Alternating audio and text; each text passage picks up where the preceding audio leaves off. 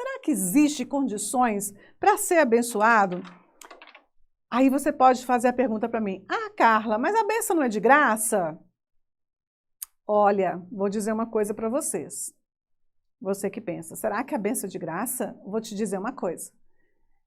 De graça, ok, que nós recebemos é a salvação através da pessoa de Jesus.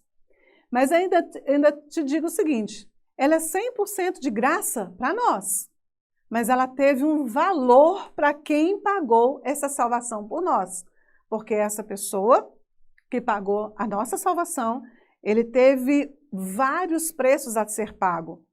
Nós entendemos o preço de Jesus ali na cruz, nós entendemos isso, mas nós não entendemos o preço dele ter descido até esse plano da terra e se desfeito, se despojado de toda a sua glória.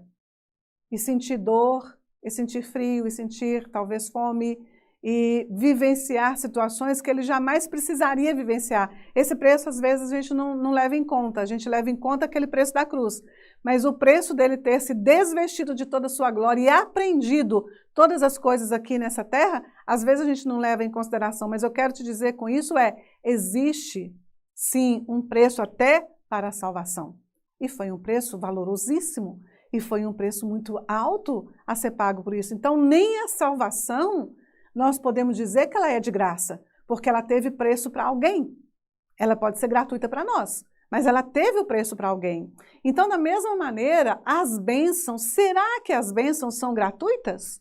Será que as bênçãos são gratuitas? Olha, lá em Mateus, no capítulo 11, versículo 12, vai dizer o seguinte, o reino dos céus, ele é tomado por esforço, e os que se esforçam se apoderam dele.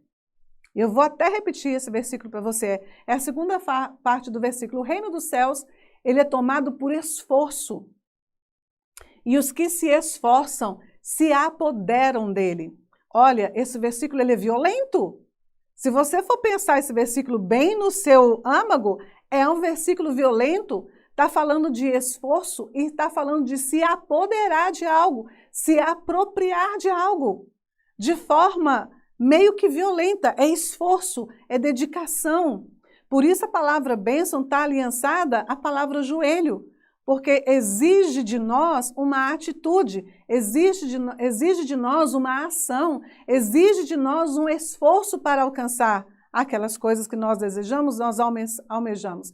Vale a pena se esforçar, vale a pena alcançar, vale a pena se apoderar, vale a pena prestar atenção em cada passo dado em direção ao reino dos céus.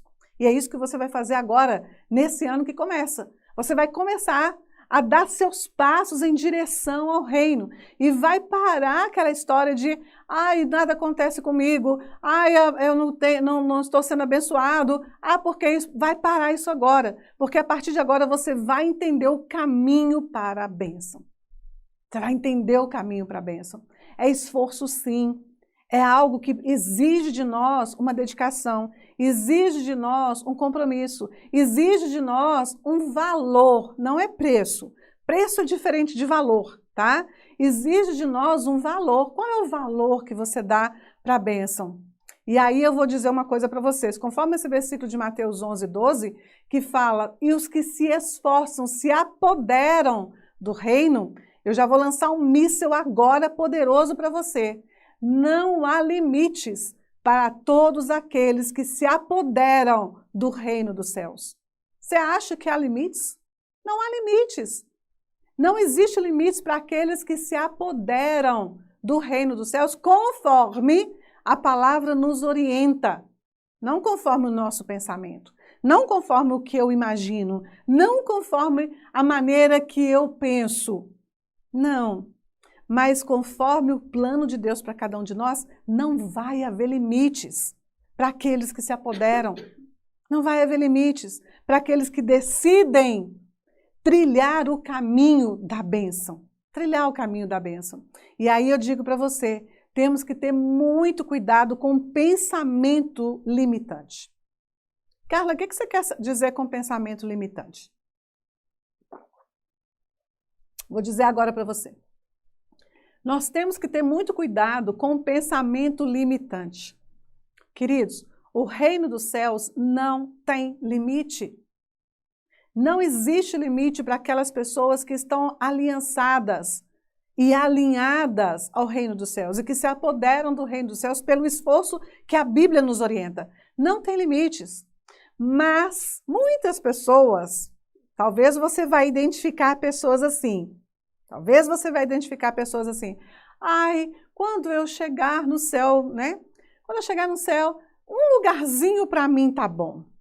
Ah, quando eu chegar, só um pedacinho eu vou ficar muito satisfeito. Mas se a minha casa que Jesus está preparando para mim for só um porãozinho, eu vou ficar feliz da vida. Olha, não faça isso. Não faça isso. Quando você faz isso, você está limitando, não é a você. Você está limitando, não é aquilo que você crê. Você está limitando ao seu Criador. Você está limitando ao Pai que está preparando todas as coisas para cada um de nós. Está limitando ao Senhor que está preparando todas as coisas para nós. Não diga isso jamais. Ai, só aquele cantinho, só esse pedacinho, só isso, já está muito bom para mim. Não, não há limites para aquele que se esforça e apodera do reino dos céus, conforme Mateus está dizendo para cada um de nós.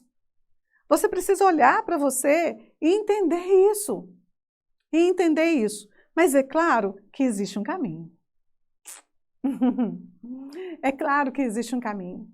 E esse versículo, nesse capítulo aqui do Êxodo, no capítulo 23, ele nos mostra caminhos.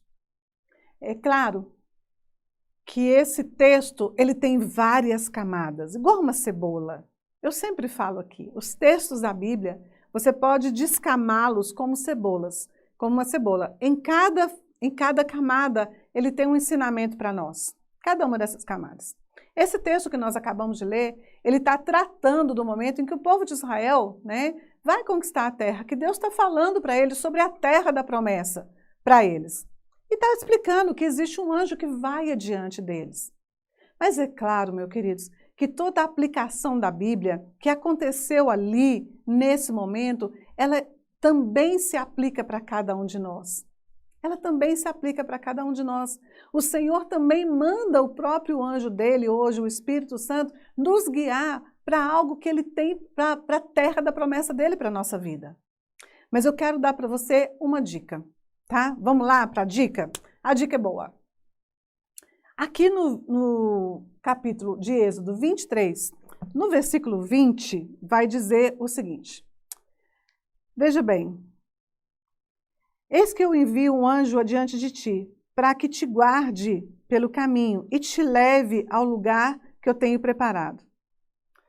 Versículo 21, guarda-te diante dele. Muito bem, queridos. Tem uma condição, tem um porém em relação a essa bênção. O anjo está pronto, o anjo está preparado. Ele está orientado por Deus e até no versículo fala que ele leva o nome do Senhor. Isso é até um momento para uma outra live para a gente falar que anjo é esse.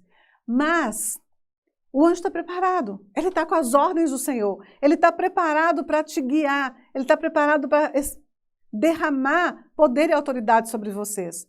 Mas existe uma pequena dica aqui, que é muito importante. Lembra que a palavra bênção é se ajoelhar, é uma ação, é estar na posição de se curvar, de obediência, existe aqui. Guarda-te. Guarda-te. Existe essa condição. Vamos ver de novo? Olha, guarda-te diante dele e ouve a sua voz. Se guarde e ouça a sua voz. Eu vou dizer para você, lá em Tiago, no capítulo 1, versículo 25, vai dizer o seguinte: o homem que guarda atentamente a lei, que traz a liberdade e persevera, não esquecendo o que ouviu, mas a praticando, será abençoado em tudo o que fizer. Olha como é que esse capítulo de Tiago, ele está altamente relacionado a esse texto de Êxodo, capítulo 23, versículo 21 aqui. Aquele que guardar, que observar. Aquela lei do Senhor, o mandamento do Senhor que conduz à liberdade. Que conduz à liberdade. Esse que ficar observando a lei, que ficar observando o mandamento do Senhor. Quando a gente fala de lei, quando a gente fala de mandamento, nós estamos falando da palavra de Deus como um todo. Aquele que olha a palavra de Deus, que observa a palavra de Deus, não apenas olha, não apenas observa, mas persevera e ainda não se esquece dela e a pratica. Gente, é olhar, é perseverar, é não se esquecer, praticar. Então ele será abençoado. Queridos, presta atenção. A bênção tem valor. Existe um preço pela bênção. Ela não é gratuita.